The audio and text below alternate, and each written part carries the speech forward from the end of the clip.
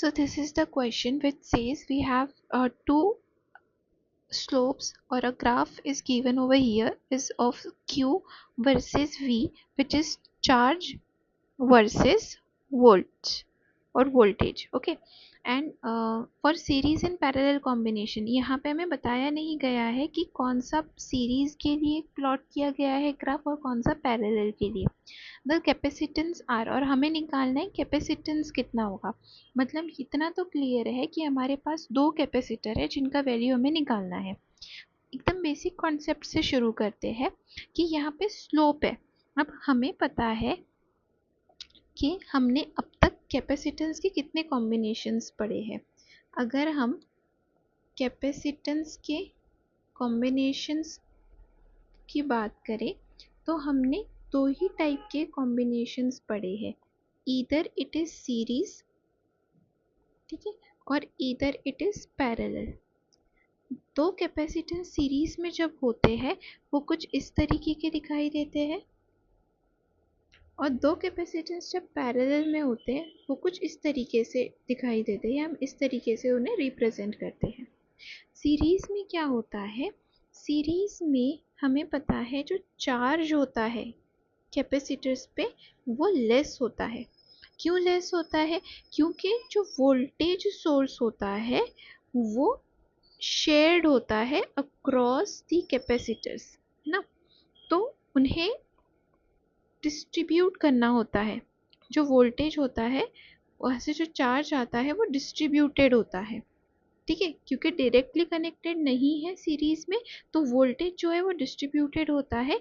इसलिए जो चार्ज होता है ना सीरीज में वो लेस होता है एज कंपेयर टू पैरेलल.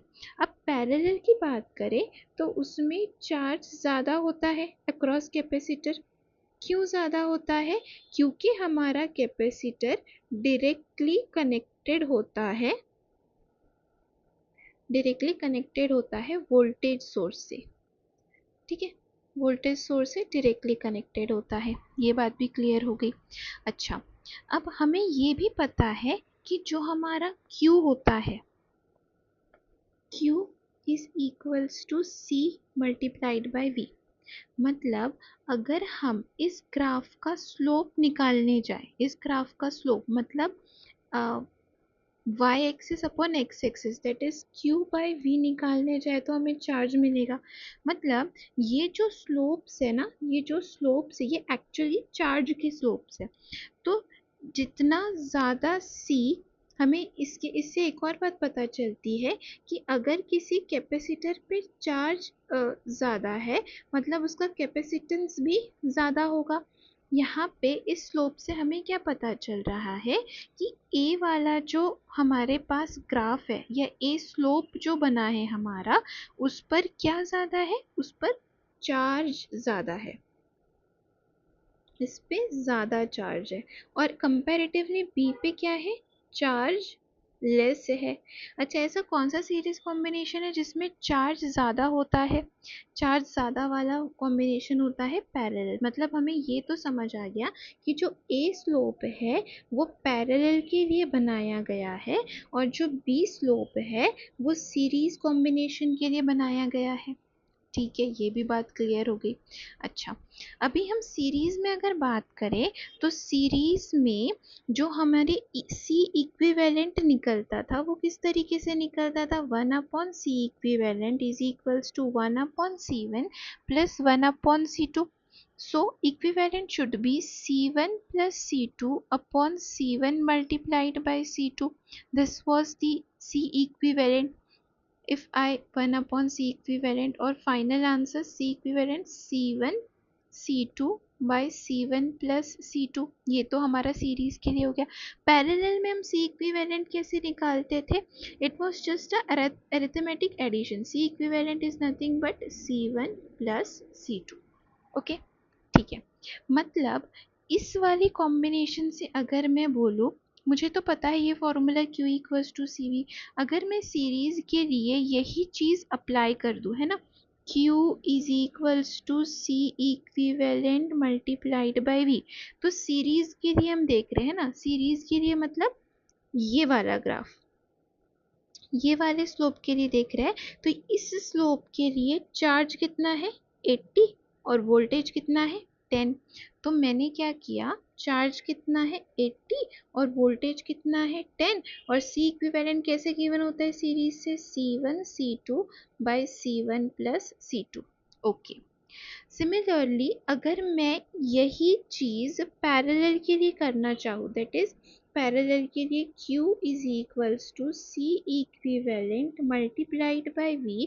तो पैरेलल के लिए देखो, पैरेलल के लिए ये है पैरेलल वाला स्लोप, पैरेलल के लिए चार्ज कितना है 500 और वोल्टेज कितना है 10।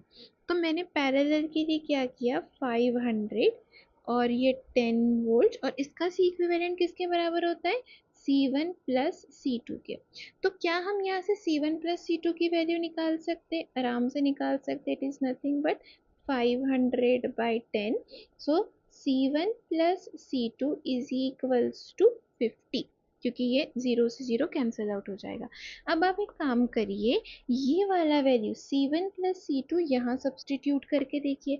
जैसे ही आप यहाँ सब्सटीट्यूट करोगे तो आपको पता चलेगा 80 is equals to C1 C2 multiplied by 100 divided by 50, 0 से 0 कैंसिल, तो ये हो जाएगा 80 multiplied by 5 C1 multiplied by C2।